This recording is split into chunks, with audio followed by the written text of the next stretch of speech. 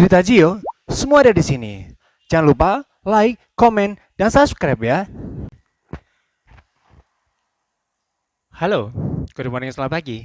Apa kabar hari ini? Semoga kabar Anda baik. Baik. Buat teman-teman yang udah bosan di rumah dan pengen liburan ke luar negeri yang sebatas masih Asia, boleh, sudah punya paspor. Nah, kali ini kita berkesempatan untuk membahas syarat-syarat apa yang kamu perlukan untuk mengajukan paspor di 2022. Tapi ngapain ngajuin paspor ya? Sekarang kan masih dalam pandemi, banyak negara yang masih lockdown. Nggak masalah. Untuk sekarang kamu ajuin dulu paspornya kamu. Setelah di-approve atau di ACC, saat semua situasi sudah aman dan kondusif, kamu waktunya untuk healing, menikmati liburan. Oke? Nah, paspor adalah salah satu dokumen yang dikeluarkan oleh negara atau yang berjabatan yang berwewenang, di mana paspor itu berisi tentang data pribadi dan foto personal pemilik paspor ini, di mana paspor ini dapat digunakan untuk berpergian ke luar negeri atau negara tertentu. Dan paspor ini adalah dasar dari visa. Jika suatu waktu kamu ingin mengajukan visa, maka terlebih dahulu kamu harus ajukan paspor terlebih dahulu. Nah, syaratnya apa saja dan paspor ini juga ada dua macam. Oke. Yang di tangan saya ini adalah paspor biasa. Oke. Nah, yang membedakan itu adalah paspor biasa dan satu lagi adalah paspor luar biasa itu yang memiliki chip. Namun kita harus tahu dulu bahwa persyaratannya apa. Nah, dari persyaratan itu kita juga harus melihat bahwa yang mengajukan paspor ini siapa saja. Dari siapa saja yang ingin mengajukan paspor ke kantor imigrasi, maka juga syaratnya akan berpengaruh. Nah, jika kamu sudah pernah mengajukan paspor, yang diperlukan itu hanya adalah KTP dan KK. Oke. Nah, kalau misalnya kamu membuat paspor baru yang dibutuhkan itu adalah KTP, fotokopi KTP, KK, ijazah, dan kalau misalnya ada anak yang memang ingin mengajukan paspor juga yang dibutuhkan adalah akte kelahirannya, itu sangat penting sekali.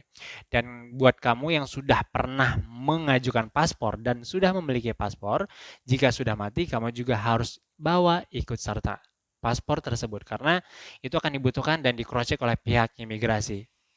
Nah, saat interview, kalau misalnya buat orang-orang yang memang baru mengajukan paspor, yang ditanya itu adalah tujuannya apa?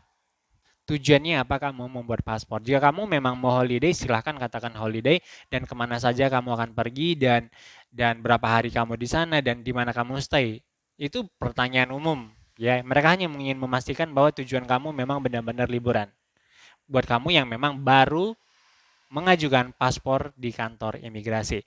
Namun buat kamu yang memang sudah memiliki paspor dan paspor kamu sudah mati, mereka akan cross check. Ini orang pernah pergi kemana saja, apakah orang ini pernah overstay di dalam satu negara. Nah, jika kamu pernah overstay atau misalnya ada masalah di negara tersebut dan apa segala macam, itu bisa mempengaruhi approve atau misalnya ACC untuk paspor kamu yang kedua. Nah, seperti yang saya bilang tadi, tinggal dibawa saja paspornya. Kalau misalnya kamu tidak ada masalah dengan paspor kamu, ya semuanya akan aman. Bahkan itu akan mempermudah kamu mendapatkan paspor yang kedua.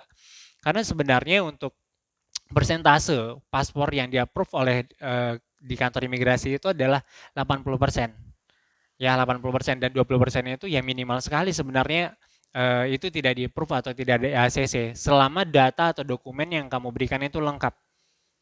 Kalau misalnya foto nggak usah karena di kantor imigrasi kamu nanti akan difoto seperti halnya sama kayak buat SIM. Nah, kita buat SIM juga sebenarnya kan sorry.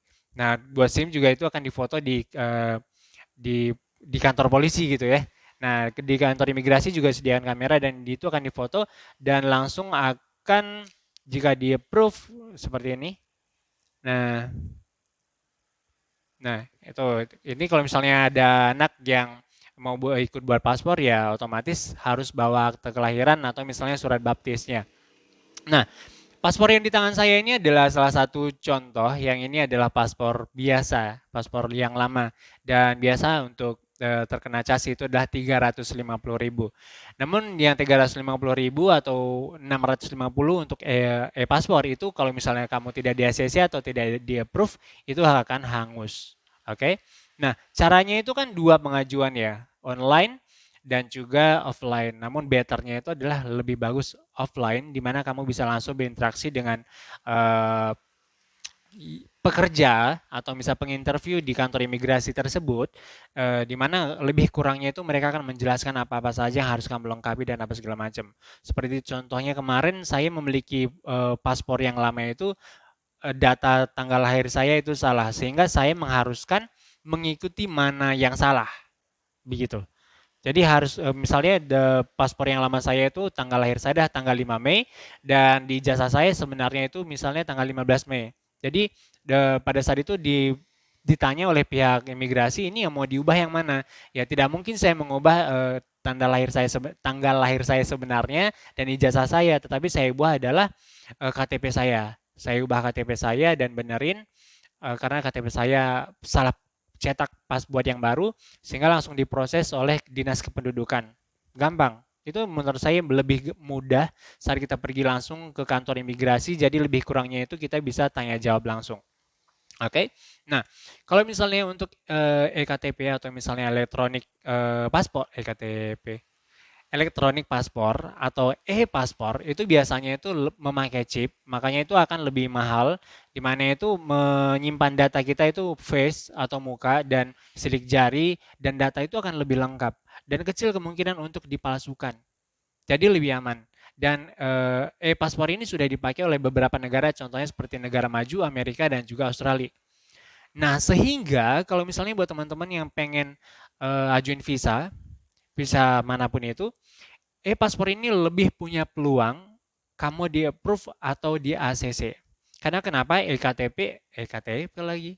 E-paspor ini sudah dipakai juga di luar negeri seperti negara-negara maju. Jadi mereka gampang untuk verifikasi data kamu.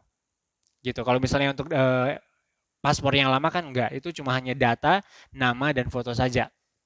Nah, dan untungnya lagi aku baca di berita, salah satu berita Mbah Google yang bilang, kalau misalnya kamu punya e-paspor, kalau misalnya kamu pengen pergi ke Jepang, sekarang kan memang lagi lockdown ya, cuman kalau misalnya nanti udah buka lagi ya aman gitu. Jadi kamu tinggal lapor ke kedutaan Jepang, kamu mau pergi ke Jepang tanpa harus mengajukan visa, kamu sudah bisa memakai hanya e-paspor saja.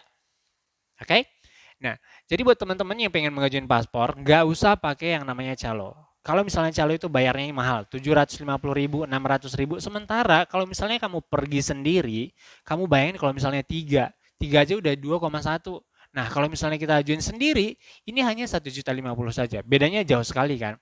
Nah, kamu coba deh, langsung lengkapin semua data-data apa aja yang diperlukan. Nah, saat interview kamu nggak usah takut. Ya jujur saja, kamu memang mau liburan ke negara mana yang kamu mau tuju. Oke? Nah, semoga info ini bisa membantu teman-teman semuanya dan gak usah ragu untuk menjadi mandiri, gak usah bergantung pada calo-calo, karena kamu juga pasti bisa. Kalau ini membantu kamu, jangan lupa like, komen, dan share. Bye-bye. Salam cerita Gio.